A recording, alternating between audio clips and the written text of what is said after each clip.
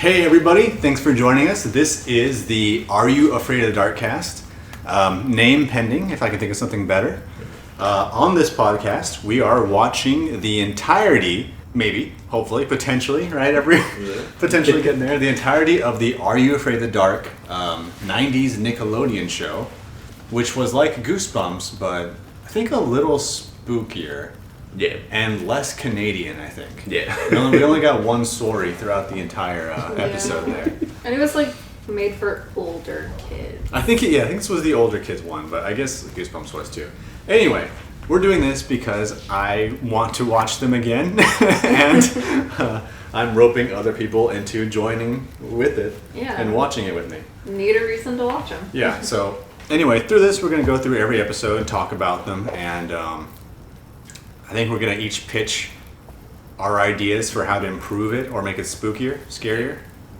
So anyway, episode 1 is a pilot and does not introduce any of the kids, which is a big gimmick of the show, is that they're all standing around a fire pit. Yeah. It's called the Midnight Society, I think. Yes. Midnight Society. Someone gave them a bag of magnesium to light on fire. I thought that was... As a kid, I thought that was literal magic. Yeah. A bag of magic I was like, it's just magic powder. Because, you just played Legend of Zelda, Link's Awakening, where you use the powder to turn on the fire. Oh, yeah. So I was like, holy shit, that's just magic.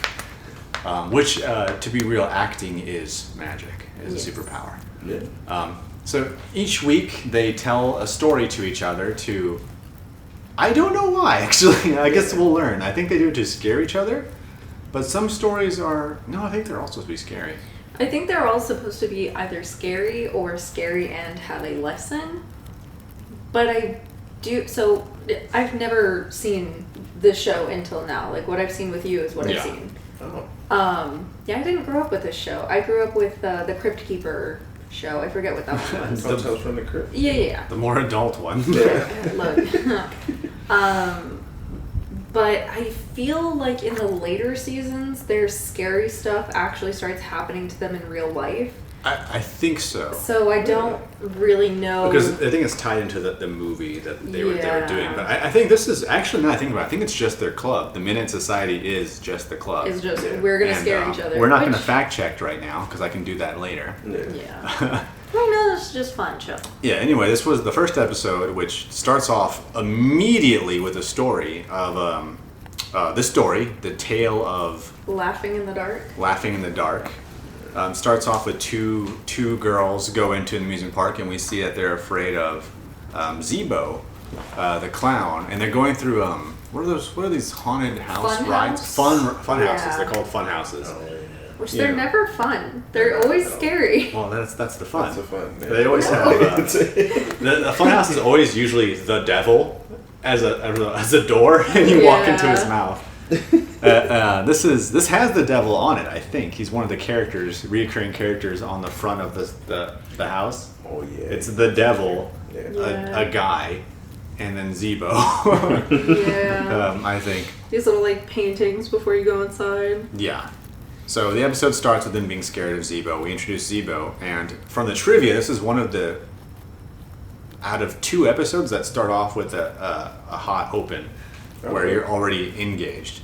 So Betty Ann is the one telling the story. And it's scaring some other girl. And I'll get these names down a little bit later. We'll figure them out. But anyway, the girl is afraid of clowns. And she's like, everyone's like, what, are you going to not listen to the story? And she's like, yeah. At first. And she just tries to leave. I'll have to get these characters' names down. So we have... the main character boy with the glasses. Mm-hmm. We have, I believe, his kid brother. Oh yeah, he does. The one with the fluffy hair. We have too cool girl with the what is it? Backwards hat. They went hard on her. She has backwards hat and cut off denim jacket. Yeah. Cool shit ever. And then we have just the girl. I was gonna say in some of these, like just looking at the cast list. Some of them are literally just girl 1, girl 2, so I guess they just didn't reappear. Well, that's probably the girls in the beginning. Yeah. So Kiki was like the girl who's too Kiki, cool. yeah. Kiki was the gay-coded character. Yeah. We decided. Glasses guy is named Gary. Scared girl is Gary. Kristen. One of the other kids, I guess, was Frank. I don't know. Oh yeah, Frankie was. There was another guy. Yeah. So Frankie. And then Eric, I guess, was that little kid, and then Betty Ann was the one telling the story. Oh, okay. So they tell the story, and she's like, "What, are you too afraid?" And then I think Kirsten. Yeah, Kristen. She's like, "All right, I'll listen." And that's where they start off. They take a bag of magic, as we said earlier, throw it into the fire, and then the title like ghostly appears onto the screen. Yeah. Are you afraid? Are you afraid of the dark? dark? Tale of, and they always have tale of. Yeah. And this one's tale of laughing in the dark. So this one starts off. We have 3 main characters. We have Josh, the almost. What's that thing where you're super white? Oh, albino. Like almost albino. If it wasn't for his red hair. Redhead, and you can't see his eyebrows. Yeah. You can't see his eyebrows, and I guess his best friend, Ouija, which is literally his name is Ouija. It is canonically spelled Weegee. So Ouija. So we thought it was Luigi. Yeah. It's fucking Yeah. Hey, it's just me, Ouija. So Like- Ouija and Ouija's kid sister Kathy. Which she gets a name, but girl 1 and girl 2 don't. Well, yeah, They're not because important. They literally were not important. They were setups. So I think it starts off with them. Yeah, dude. They what get happens to attacked by Zeebo, but I think they make it out because they didn't take his nose. Oh no! Yeah, the girls at the beginning. That's it. Okay. Yeah. So then, from when the tale starts, we have those characters: Ouija, Josh, and Kathy. Yeah. And so they're at the same amusement park. They're going through, or no, they decide not to go through. I think they all collectively chicken out. Yeah. Kathy and Ouija are scared, and then Josh is like, "Oh, what? You're too scared? Okay." Me too. it turns out. Then we get do we get the first look at the? Are you paying or are you staying? Yeah. That's when the Josh Carney. chicken out. The Carney. Which. What does he say? Oh yeah, okay. So here we go. Josh is taunting Ouija. You know, he's doing the classic '90s bit. What are you, chicken? And then he bumps into the creepy looking man with the striped suit, which is the Carney, and he says, "Hey, you should go into the house." And he does a cool little rhyme. I forget what it was. Stitch in time, Steve's 9. He says something like, "Door number 6, you can get out," or something like that. Let's see. We'll see. Okay, I guess we're pulling it up here. We're going to pull it up, what he says. It's pretty good. But anyway, he encourages them to go in, and everyone is like, no. And then they all leave. Yeah, they did. I forgot what they did after that. Okay, here we are. We're pulling it up. He's the one in there, all right. After this, we get to talk about Josh's opulent hockey Pick room. the right door and you'll go free. Pick the wrong door and there he'll be. Yeah, so that's the whole gimmick is you're in a room with like 9 doors. You have to pick the right one to leave. And there's a scare behind each one. Yeah, it's a typical haunted house. Yeah. So after that, they both chicken out. And then meanwhile, back at home base, which is Josh... No, wait. That Ouija's room wasn't room. Josh. That was Ouija's room. That was Ouija's room. So Ouija's room is... terrifying. Is actually pretty scary. Yeah. What do you think of the room, Kenny? It's the weirdest shit I've ever seen. It's not even you create like a set for a kid's room. No, it's not like that. Like that was some kid's It's room. like let's They went just all make out the for that. creepiest thing we can make. All right. Speaking of which, did any of you have themed rooms? No. Never. So, for example, we see there's a Minecraft themed room at IKEA. We saw in there Minecraft pillows, Minecraft bed, and it's like, wow, this kid really loves Minecraft. Oh, like So I didn't have a themed room either. Watching it's a Watching like Extreme Home Makeover or whatever, like when I was a kid, like really made me jealous because it's like all these kids are getting like cool themed rooms. I just have a room that's like painted white. So then I rebelled against that and painted my entire room like blood red and then regretted it for 10 years. So Ouija's room, I thought it was Josh's room because Josh was the one sitting there playing the hockey puck. Yeah. So but it's set up to look like a hockey stadium. Yeah. Complete with the shadow people. Shadow audience people. So if you can find this on Amazon Prime or whatever you can find it, I would suggest going to it and then fast forwarding to see Ouija's room. The room, it's horrible. Ouija's the room. Ouija's the room. Oh hi, hockey. So they're back at Ouija's room, and apparently they were doing research. Yeah, they each had like a handout. Yeah, they each had like a almost police lineup. It was like the scene where they, like movies where it's like, this place is haunted, and they go to the library, and they take the woodcut books, and they're like, 20 years ago, a demon named Ouija was haunting the hockey stadium. If they like... So they have like full printouts, like their little PIs. They printed out Wikipedia, except it's 1993 and so Wikipedia actual doesn't research. exist yet. Yeah. But they had it printed out like 5 or 6 pages of just stuff. Oh yeah. About this clown who stole money. So yeah, Zeebo, he was a smoker. He was a clown there. He stole the circus's payroll of $4,000. Which, fun trivia. The 1924 circus payroll of $4,000, going up with inflation over the years, was worth $37,200 in 1992, and would now be worth $56,000 from 2015, which is when this trivia was written. So he stole a lot of money. Anyway, the police chased him because I guess he. The Zeebo in the haunted house has one of those bags with dollar signs on it. So I guess that's pretty easy to assume that he stole it. But he ran. The police chased after him. He ran into the amusement park and he hid in the Laughing in the Dark spook house. And he almost got away with it, but they say that I guess he threw away his cigar because the police were on the set. Yeah. And we can assume that they probably had dogs. Yeah. I guess. Probably. Police weren't doing anything then, like they're not now. So wait, everyone was involved in this case. This happened in 1924. Because I don't remember that. You did mention 1920, did you? Yeah, that was in the trivia. So what we thought at the end, and we'll get there, was that could not have been Zeebo. Yeah. But we'll get there. Just wait. And here's a word from our sponsor.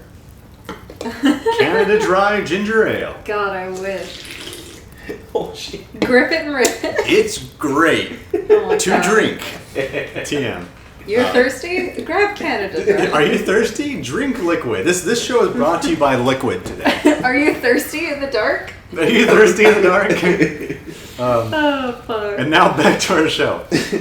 So he threw away his cigar. Zeebo is famous for just chomping on Cubans. Yeah. So he threw away a cigar, and then the whole amusement park, or the fun house, lit up Which, ablaze. that is a genuine fear of mine. Dying, me too. Yeah. Well, no, there's so many stories, if you listen in on, Defunct Land or, defunct amusement park podcasts and shows and stuff like that, is that, there have been cases of this amusement park had a fun house that was run poorly, someone lit a match or something, and, people die.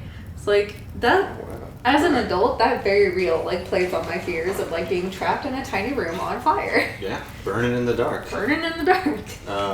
So that's what happened to Zeebo, and they have all their research scattered in the hockey house room.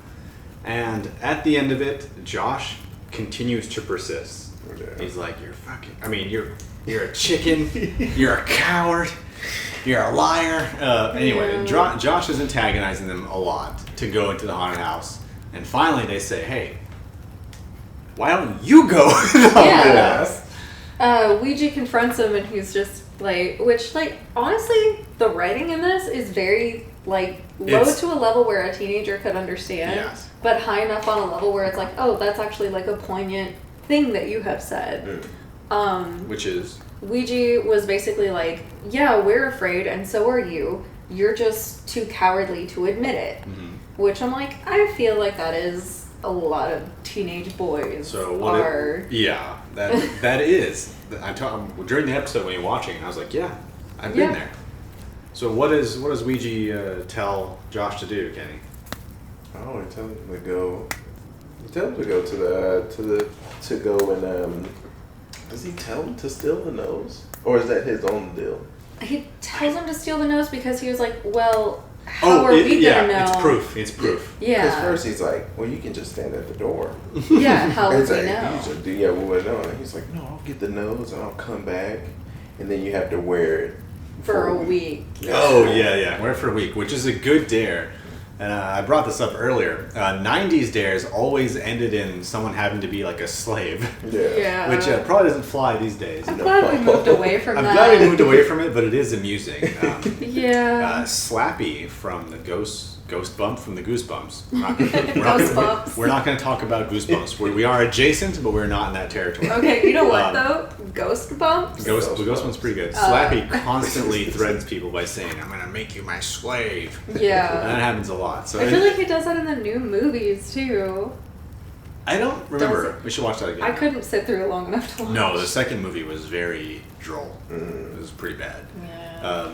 Anyway, so he says, yeah, you got to wear the clown nose for a week, which is pretty fair. Yeah, that's not bad at all. I mean, they're gonna make you take it off. That's the thing. Like, you can't.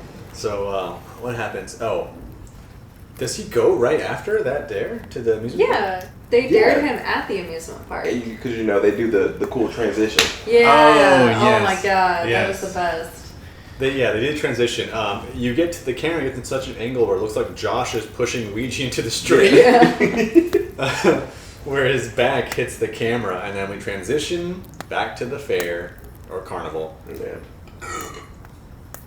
Sorry, we're still being our sponsor. Sponsored. Carbonated liquid. Sponsors. If you sponsors, hit us up, by the way. Yeah. So they're back at the carnival, and they dare him to go in, and he's like, all right, I'm going to go. I'm going to go. So get Zeebo's nose. He goes in, and Kenny's like talking to himself. Yeah. Oh, yeah, he is. Well, when he first walks up, like the carnage spooks him at the door. Mm-hmm. Yeah. I don't know what he said. He was like, oh, did I scare you? And then he gets like a weird laugh. Oh, yeah, he does the classic. Which, like, what?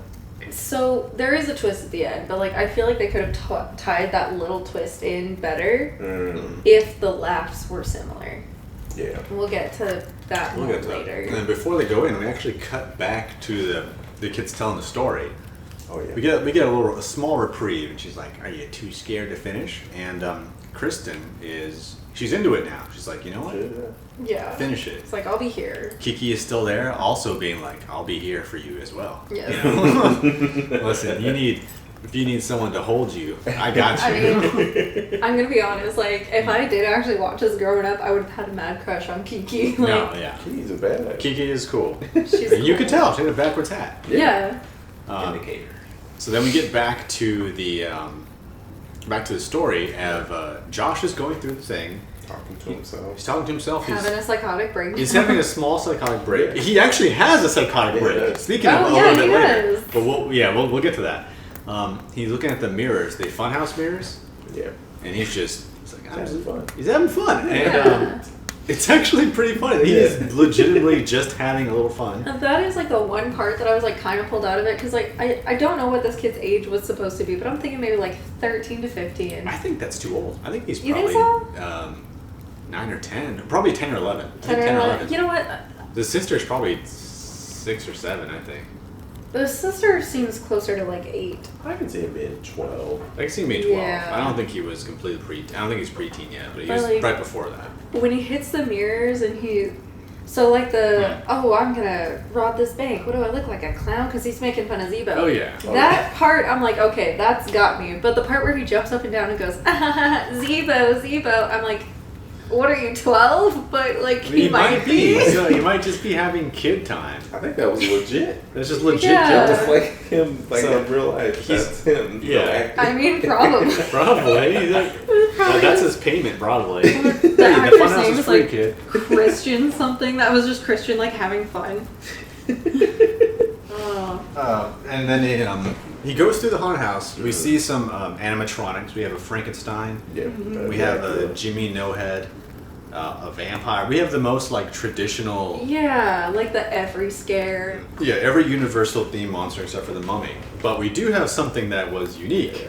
Oh my god. Okay, you want to talk about the unique attraction that's in there? Well, the dragon that comes out of the wall with the fire. The dragon that comes out with actual fire. Real fire. Which is funny because it's ironic that the place didn't burn down when you have an attraction that constantly shoots fire. And the way it's like filmed, you're like, okay, that's probably just like a trick. It's like far away from him. It's No, a perspective. it's like no, because then they change angles and he has to actually walk around the flame and then it shoots again. I'm like, it shoots again. It's just actual fire, and we're like, that's the scariest part of the thing. But he makes his way to the door, which is a bunch of arrows going like left or right at the end of it. And then they like mix up and yeah, they go everywhere, and he hits his back on it, and it's like a Scooby-Doo secret entrance. The wall flips around, it takes him to the door, the numbered door room, 0 through 6, and you have to pick the right door to get out. So he's going through. He opens 2 of them. I forget what number, but one of them is just a big skull behind the prison skull. Yeah. is over there, and it's kind of amusing. And then he opens up door number 4, which is the exit. So he's like, hell yeah, I did it. I'm the kid who has no fears. Mm-hmm. And he's just about to leave until he remembers, oh wait, I gotta grab the nose. I was just having fun. And he has like this moment of like, he's literally going through the exit and then he stops and just like kind of comes back and he's like, but wait, if I don't get the nose, and then he's just like, all right, well, fine, and then coincidentally opens the right door. Yeah. Tension builds, jump scares a little bit because he goes to reach the nose and Zeebo falls forward out of the door. Yeah. First of all, he opens the door and there's a big Zeebo clown. Giant freaky clown, weird deformed smile, yellow teeth with humongous teeth. Now, does the model clown have a cigar in his mouth as well? The one in the mirrors? Yeah, I don't think he does. It was like for a second. So they actually have someone in a clown costume. He showed up during the Funhouse mirror part. Yeah, it's like the kid's reflection disappeared, and you saw the clown instead, which looks nothing like the model clown. No. It looks nothing like it, but I think it's the same outfit. Yeah, but obviously the head can't be the same. Zeebo the animatronic is a huge cartoonish grin clown. So yeah, it comes out and he goes to reach for the nose and it like jolts forward a little bit. Yeah. Spooks him. It's a pretty cool effect.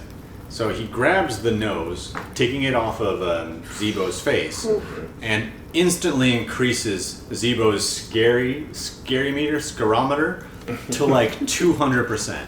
He is horrifying without the nose.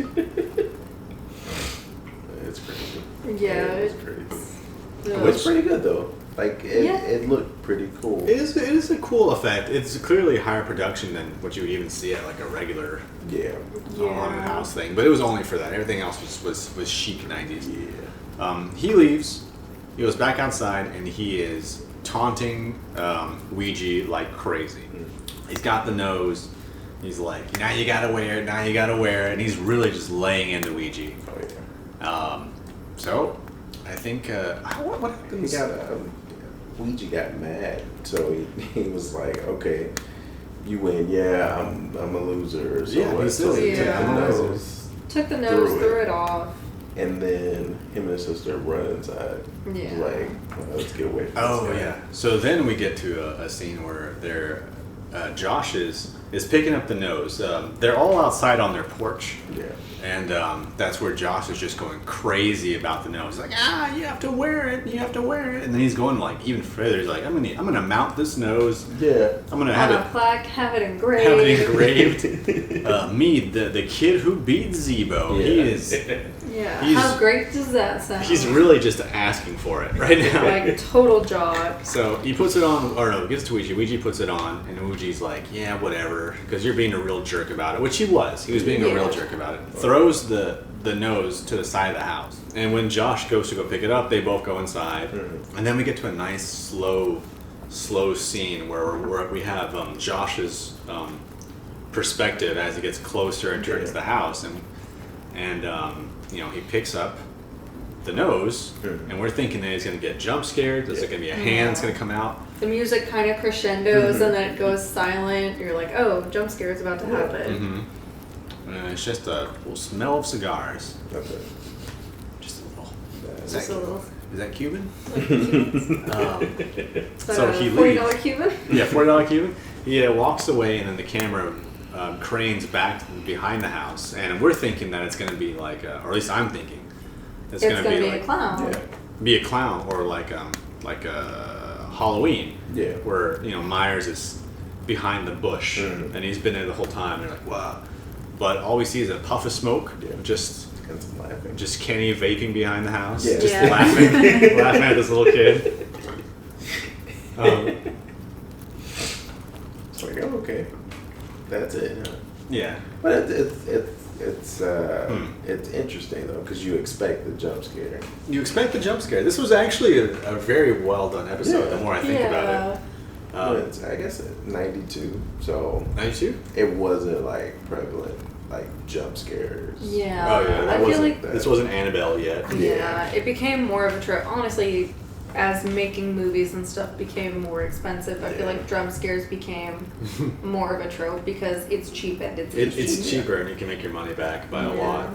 lot. So anyway, Josh gets home at night. I guess he was just hanging out. Yeah. He gets home at night. He goes straight to. He's like, "Mom, Dad, where you at?" And then he sees a note, and it says, "Hey, Josh, I bet you forgot that we went to the show, theater. the theater tonight."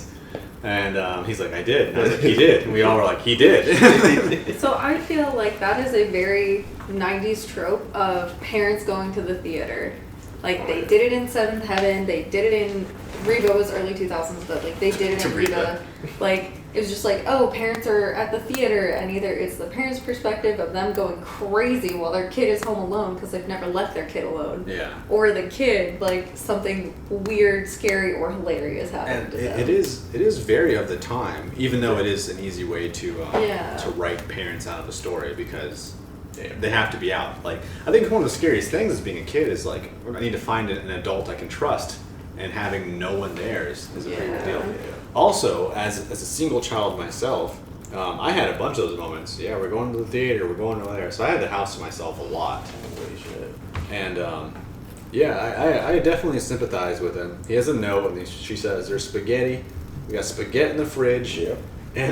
and chocolate pudding." Bowl of chocolate pudding. It's just she said chocolate pudding, right? Not a bowl. I think she just said, like, chocolate pudding in the fridge. So for I was you. like, she got like a snack pack in there. Yeah. It's like a whole fucking bowl. It's a giant bowl Yeah. in a Corel dish. It is. She made chocolate pudding for the neighborhood. Yeah. Yeah. And she made so much. I mean, you know what I bet it is? I bet she failed making a cake, and that was all. That's what I it's mean, it like. was extra thick. It was extra thick. And look, I've made pudding before. Yeah. That's not. He gets there. What does he do? He gets his spaghetti and microwaves it for like half an hour. Oh yeah.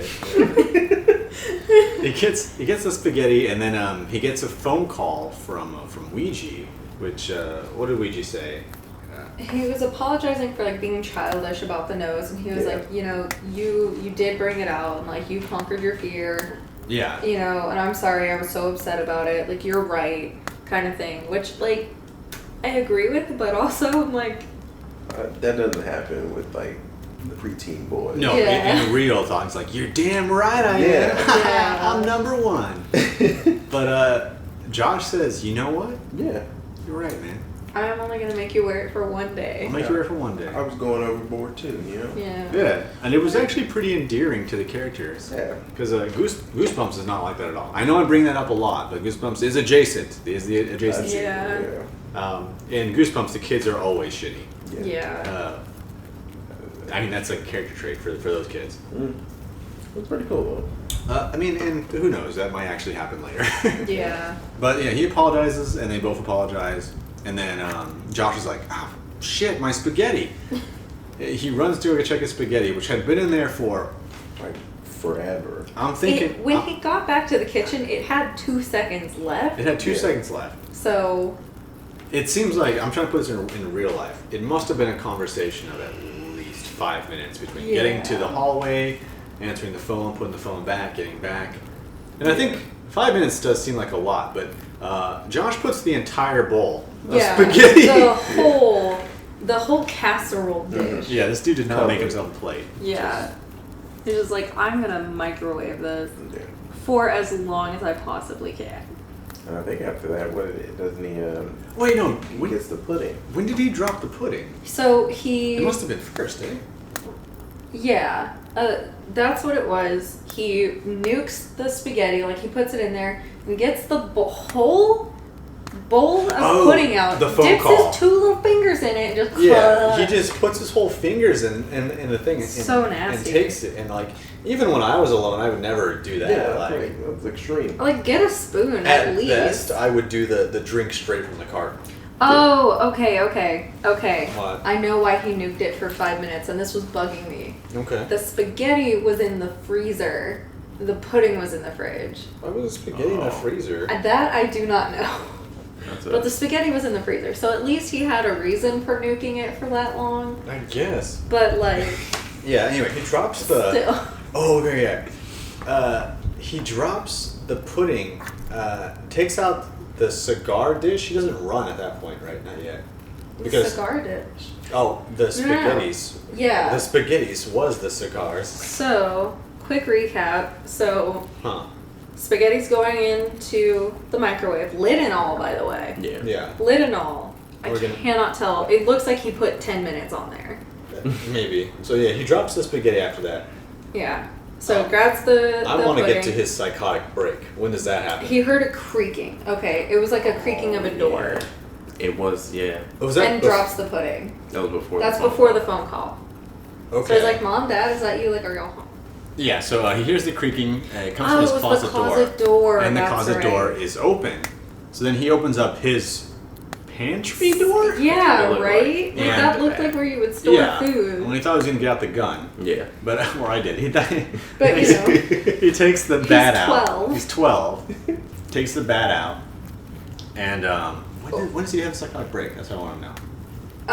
Shortly after this, because he gets a phone call from Ouija. They have that little heart-to-heart. Yeah. And then he gets another phone call, and it's like, I'm coming for you. Return my nose. And then he does that, and then he takes the cigar spaghetti out after the psychotic break. All right, so he goes back, and he has a moment that I don't think a lot of movies have ever covered, of like an anxiety attack or a psychotic break as best as this show did right now. Yeah, oh my god. So he gets back to the kitchen.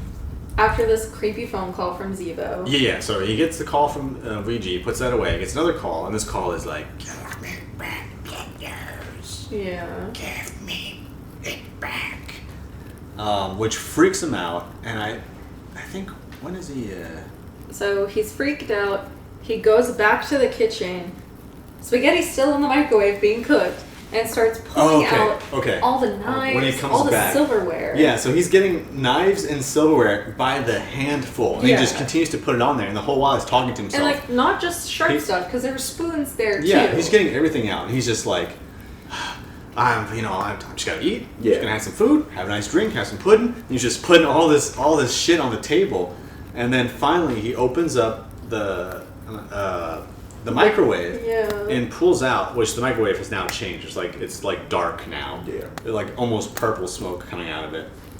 And he pulls out the spaghetti, and there's not spaghetti in there anymore. There's now burnt cigars. Burnt cigars. Burnt Cubans. Burnt to be Cubans. specific. Good old Cubanos. And on the floor, on the pudding. Because he didn't clean it up, because he's 12. Because we were thinking about, when is he going to clean this pudding? Is a big old clown shoe with a Z on it for good old Zeebo.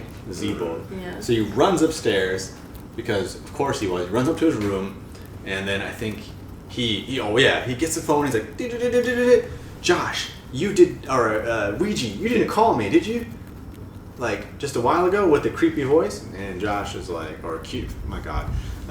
Cuban. Cuban Pete is like, no, I didn't. I don't know what your deal is. And then you hear a pretty good moment that you can't have anymore these days. You can't have this moment anymore. Yeah. Because you need landline phones. He hears a click. And he's like, hey, is someone using your phone at your place? And Luigi's like, no. Yeah. It must be at your place. And that's the classic, the Calls calls. coming from in the house type of deal. Yeah. Oh, so Ouija starts to talk. Yeah. And he's like, I don't know what he said, but he gets cut off by Zeebo. Yeah. Bringing back the give it back. Yeah, and you can see the Yeah. camera behind Josh slowly zooming He's like in. freaking out. Mm-hmm. It kind of looked like a mannequin head, honestly, when they were like zooming in on him. Oh, Like- yeah. It does look. That's because he had flawless hair. Yeah, I mean, Despite his palosity. yeah. It does look like a mannequin. It so does. And that's where he breaks. He's like, you know what? I'm gonna take the nose back. Oh, no. Zeebo says, I'm coming up to get it. Yeah. And Josh's room is on the second floor. If you don't give it back, I'll come up and get it. I'll come up and get it.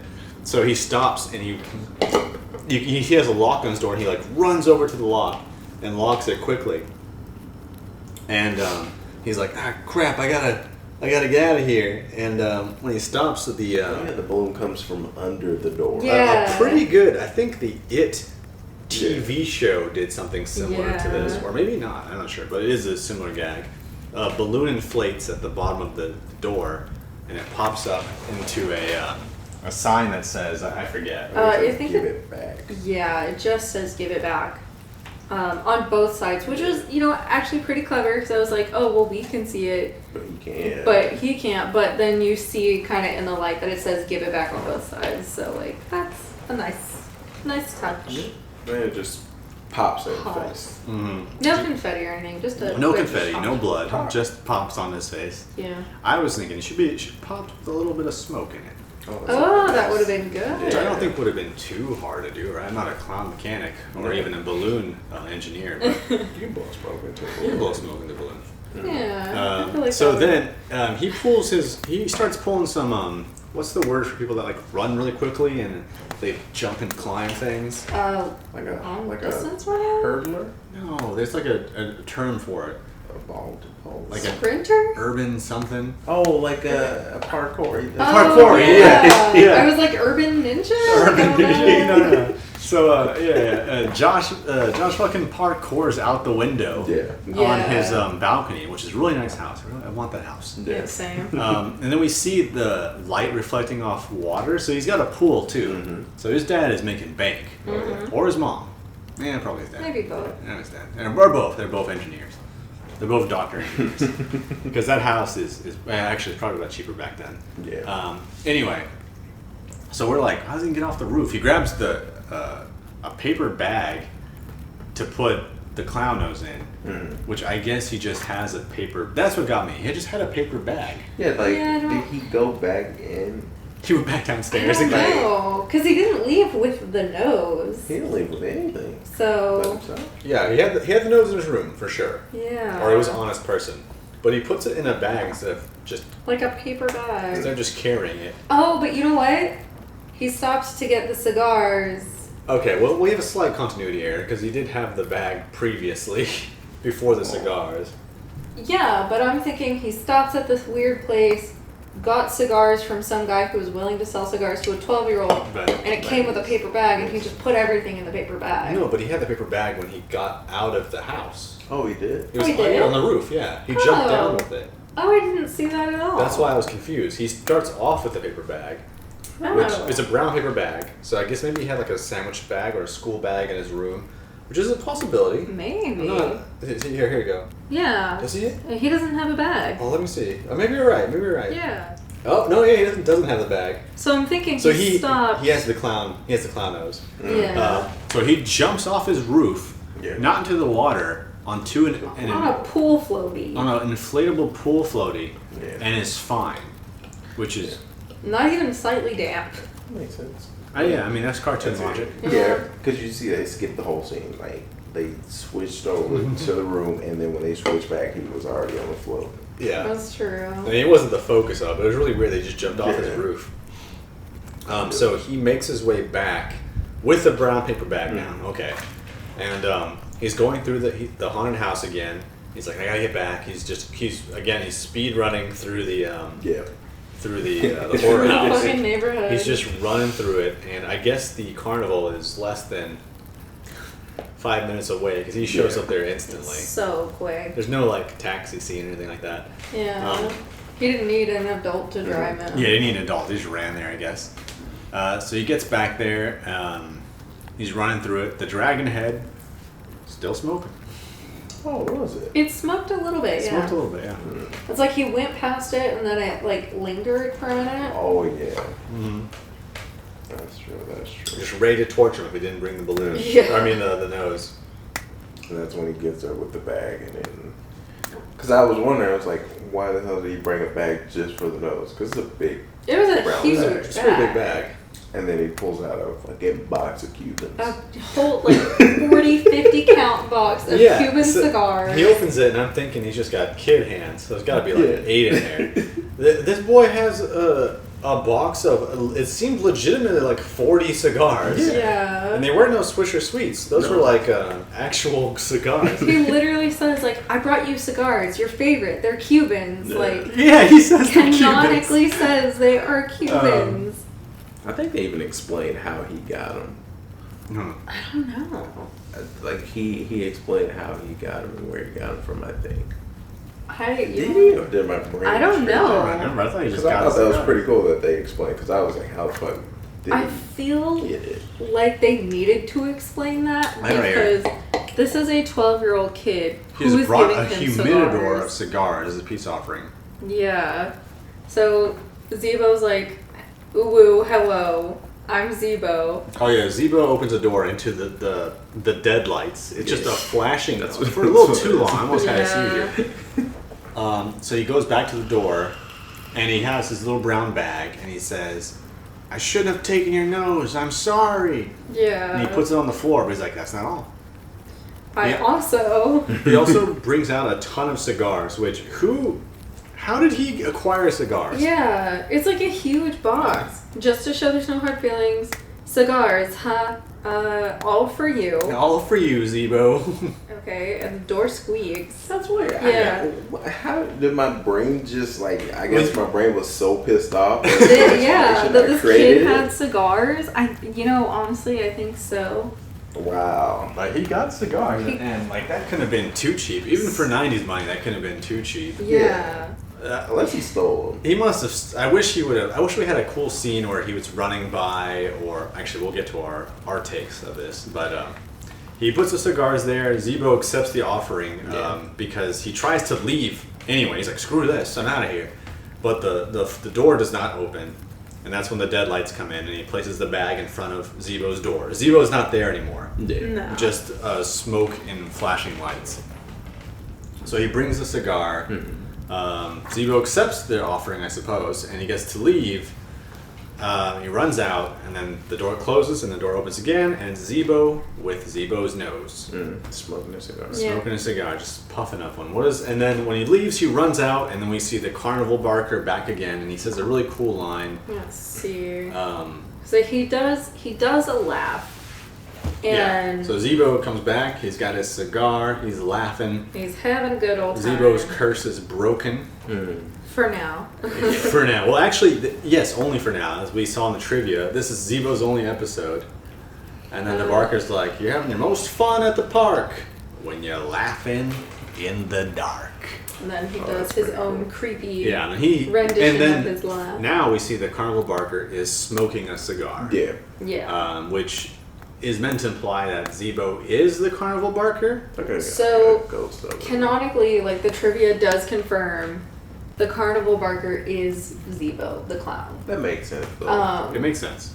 It is also the same actor who appeared earlier wearing the clown costume. Yeah, well, I mean, they only have one person. Oh, So. Yeah. I gotcha. So that's where I'm like, they could have made it seem a little bit more obvious by like having the Zeebo laugh instead of just being a generic like ah ha ha ha ha. But I got it though, you know that when they showed him with the cigar, I It, was like, like, oh, it clicks. Which yeah. I mean, I'm not mad at it. It was at the end, It was but nice. it gives you that at the end. Yeah. It was good. I I like like that. oh. Which like early on in the episode when you first see the carnival barker, like you can tell his teeth are all stained, and I literally said, I was like, what is up with his teeth? And you're like, well, you don't know, maybe he's a smoker, and like now it makes sense. Yeah, it does. So yeah, we confirmed he is Zeebo.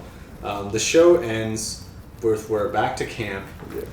Kirsten is like, I did it, I survived Clown Story. And the main characters, or not the main character, the main story, the leader of the Midnight Society's little brother, whose head was inside his hoodie. I thought he was scared or something like that. But he pops out and he's got a clown mask and he scares Kristen.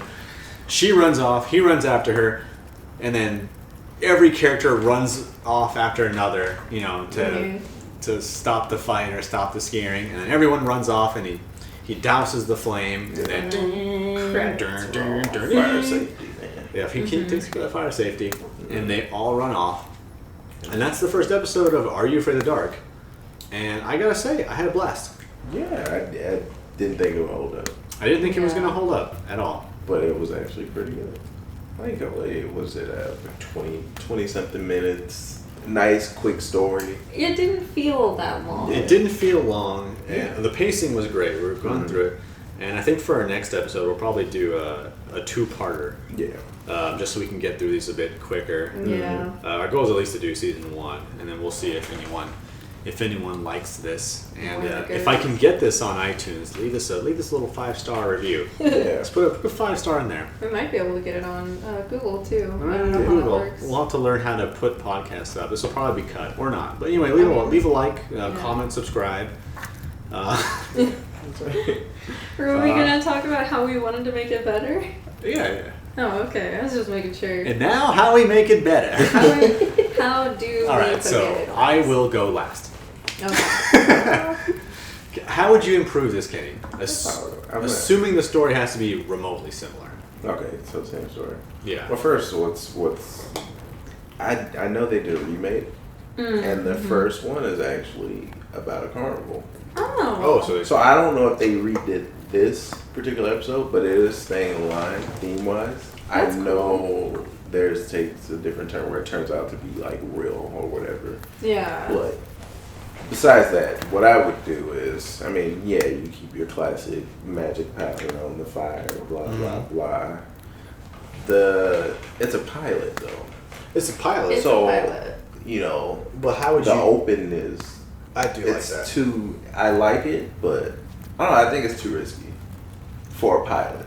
It definitely, you don't know anything. It definitely feels like you're coming in on a rerun. No one introduces themselves. You hear their names only when they refer to each other. So you don't have, hey everyone, welcome to the Minute Society. Today we're going to tell scary stories in the dark or whatever. But it pulls you in though. It definitely pulls you in. It gets you interested. Like, what is the Midnight Society? What is this happening? What is the Midnight Society? Because now that you brought that up, I wonder if they talk about it. Yeah, they must. I think it's like little pieces. Yeah, throughout the different seasons. They have episodes where they have like initiates. Yeah. I remember that. So I'm bringing in little Tony, and I remember too. Whenever they bring in an initiate, they have their heads are covered with hoods, so they can't see where the location of the Minute Society is. And I think it's like you have to tell a good story. You have to tell a good story. Everyone has to like it. Yeah, no, the open was good. Obviously, child actors, you can't. The child actors definitely felt like actors, especially the little girl, Kathy. Yeah. Who can tell was almost reading her script when she was like, and then Zeebo went into the thing. So, they could have. I would show like what happened there, because I don't know. I'd say I'd take this a little darker. Okay. It's a little darker. Zeebo comes out. Yeah. It's still that like caricature of him. Mm-hmm. Mouth opens. Like it leans over. Yeah, the design is good. Eats the kids. And then that starts the legend right there. And they could even still do that kind of PG where you just see it lean towards the camera with the mouth open and then poof, black screen. From there, the Kathy could be like, several kids went missing around the time. And that would be like the start of the legend. At least it'll give some kind of like legitimacy to why they're telling the story. Yeah. And then...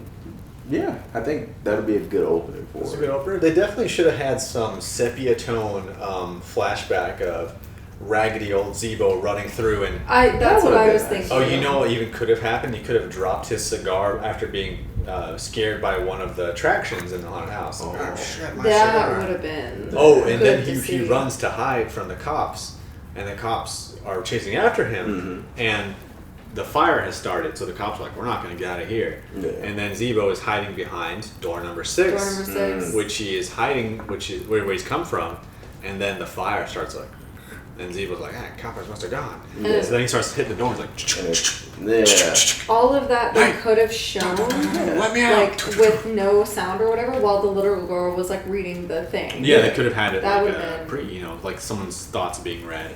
Because you don't really get to it. Obviously, it's only 20 minutes, but yeah, you definitely want to show Zeebo in the past. You get nothing. You don't know anything. I mean, like, obviously, you get like a little small story about him, but I feel like that was the weakest part of it. Yeah, for That's sure. a weak little background. A bank robber. He was a clown. He was a clown, but he was also who robbed the circus. He robbed the payroll. circus. Yeah, he took the money for from the everyone in the carnival's circus. payroll. Which gets me thinking, like, if you're robbing the carnival's payroll, why are you running from the cops in the carnival? Like, yeah, distance A to A versus like B to A. Yeah, like we needed a little bit to explain that, but I mean, just that. Yeah, because I don't need to have Zeebo's powers explained. I just need to know that he was to see him burn there. I just need to see Zeebo burn.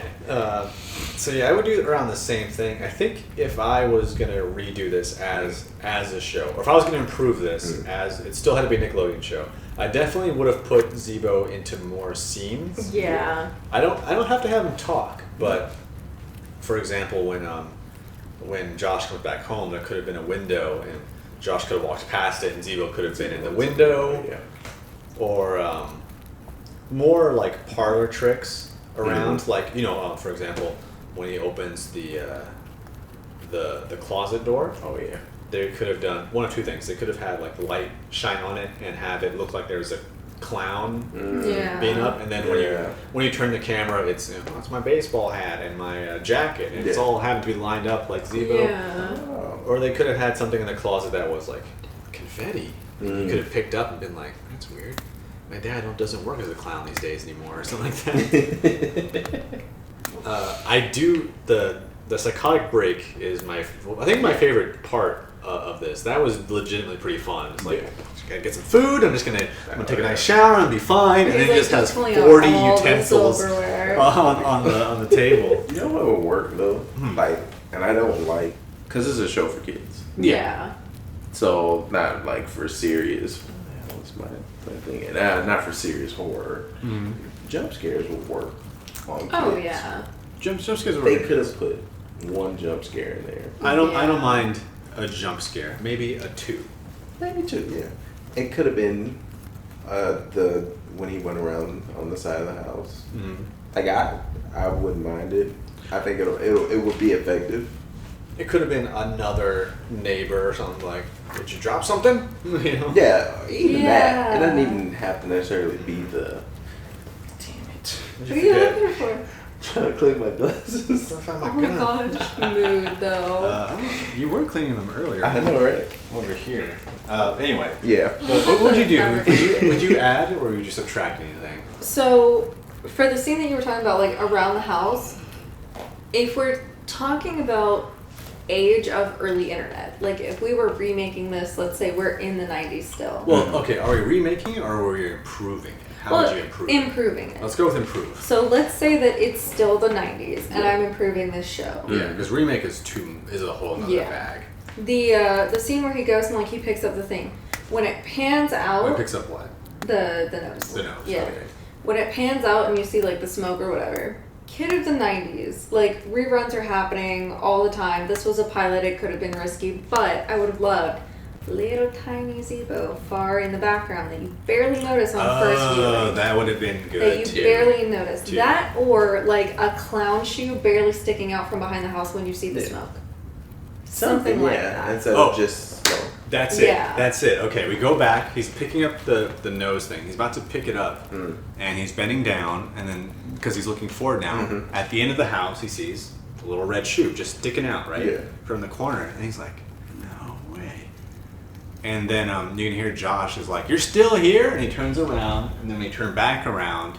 Zeebo's gone, and then he leaves, and then we have the smoke. We have the CBD vape juice coming out of the. I would also honestly, and like maybe unpopular opinion, but I would get rid of Kathy altogether. She adds literally nothing to the story. I think she doesn't, but I think if you take her out, you leave a little less in the show because she's Ouija's sister. She's Josh's sister. She's Ouija's sister. She's Ouija's sister. Yeah, that's why she looks like Josh. I mean, Ouija.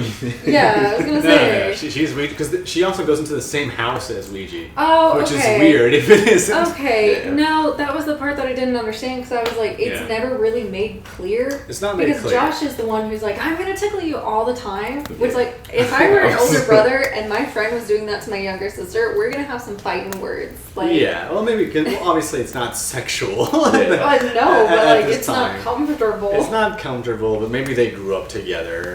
Maybe. You know, because they're pretty close. But I think she adds just enough and doesn't take away. She doesn't take away is the thing. Yeah, I don't feel like she takes away from the scenes. Yeah, and we need another hand to hold the papers. I would also though like to add another scare because I feel like it's like maybe 16 minutes of just story and then 5 of scare and then back. He needed one more scare, either when he was returning to the amusement park. Actually, that should have been a scene there. Him getting the cigars should definitely been a scene. Another scene. Like they should have had him running back to the thing, looking over his shoulders. And then we should have a scene where he steals the cigars. Yeah. And I think they don't want to do that because they don't want to condone stealing, even if it was crucial. But there should have been a time where he was running back and Zeebo was behind him or on his tracks. Like every time he turns around, there's another fucking clown balloon or something like that, right? So then he's like, "What is Zeebo like? I gotta make him, I gotta make it up to him." And he sees the cigars, and then, the Italian shop owner is talking to another like customer. Yeah. And he nabs the cigars and then hoofs it back to the amusement park. Something like that, and then you could have an extra scare. It definitely needed an extra scare. So what I would do for the extra scare, because the creepy room, the hockey room that we were talking about, when we first saw it, we assumed it was Josh's because he's the one in there like playing hockey while they're all talking. Mm-hmm. So make that Josh's house, make that his room. It can still be his room. When the Zeebo stuff is happening, he goes in his room and he like calls on the phone or whatever, and then instead of the balloon, like the balloon is effective, but maybe between the phone call with Ouija and the balloon thing happening, have that room full of those creepy shadow people. Like laugh. And he starts hearing them laughing at him. Yeah, that would be better, but you know why? Josh's room is on the 2nd floor. I'm betting Ouija's isn't. Yeah. So they would have to do some kind of weird jump cut for him to get to the roof. Because he would need to escape a room, and there's only one door for a room. And it didn't have large windows in the hockey room, but like that would have been just the icing on the cake. Yeah, that would have been better. You know what I think about that? Like, it would be scary. I think it would be too scary to have the room off in it. Because that hit having the shadows laugh and showing that scene with the kid. That seems like traumatic as fuck. You say that, but like, I feel like another show has done that. But wait till we get to a couple more episodes in, because I have one just for you. If you don't think that should be in there, because I'm thinking of it like you see the kid like from his perspective, and the camera just spinning around, and all you hear is like laughing. Yeah, that would be great if that was just. It would be cool as shit. That would be so cool. Just one more scene for that. But yeah, all in all, a great episode. How many campfires do you give this? Do you get this episode? I'm gonna give this one a perfect roaring blaze. This was a bonfire of an episode. Yeah. I liked everything about it. It's quick to the point. It may be a little too quick in some areas, but I think it gives you what you need. And what do you think? So coming at this, like having already known about this episode from watching like Pushing Up Roses and stuff like that, and not having seen this as a kid, so I don't have the nostalgia factor there, but like if this were just something I was going to throw on for my like 11-year-old niece, I like 100%. I would give it like a decent campfire. A decent campfire? Yeah. Okay, that's fair. That's Like, fair. Now, I do have a bias because I love clowns. Yeah. So my Roaring Blaze is a bit changed. Yeah, you Any love clown clowns. story, I'm already giving another. I'm throwing 2 pieces of tinder already on there. So put that in perspective. Let's see. Like, I liked it. There were some parts where it didn't hold up for me. Yeah. And I don't think I had that nostalgia factor in there because I don't remember any of it. Yeah. I just remember watching it, so I got little pieces there and there. So it's kind of newish to me, but I really like that. Yeah. That was fun. I want to do like a 1 to 5 deal, and do like a 4.5. 4.5, and maybe pretty Smokey the Bear on the side ready to Ready to- Yeah, little he's bit. ready. He's ready So I to don't smack know. it. He's got the bucket. Somewhere between He's there. like, you're enjoying this too much. So yeah. Yeah, like I'm sitting there. I'd give it like a 4 A 4? on mine. Out of 5? Yeah. All right. That's pretty good. So yeah, my nostalgia with this is catching it randomly. As a kid, you don't really know how TV works. I never knew it was like, 8 o'clock is when it starts. I'm like, whoa, it's starting now. I got lucky. Yeah. I never once because you had to look at TV Guide back then. That's true. You had to look at a physical magazine to know what shows were playing. That's great. I did not grow up with that. I grew up where it was already integrated into your cable thing. You could just click over and over and over to see what you wanted. But this was also when TiVo was brand new. The little TV guide. Little TV Guide. Used to see him at the grocery store. But that was good, and this concludes our first episode of Are You Afraid Cast, which I think has already changed titles. Yeah. We'll figure it out. We'll figure it out. Stick with us. We'll figure it out. Trust me. Every episode's every certain times when we get them done. Well, you know what? They'll get here when they get here. They'll get here soon, TM. Actually, do tune in. I do plan on doing these a lot. I don't know if we're all going to be here for an episode. Yeah. Every time, but this has been Sean, Olivia, Kenny. and this concludes our Are You Afraid of the Dark cast. And then this is where I would put the sound of the campfire going up, and then the music. Yeah. Nice.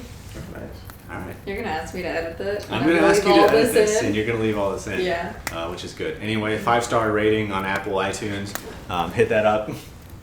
Like, share, subscribe. Bye, everybody. Bye. Bye.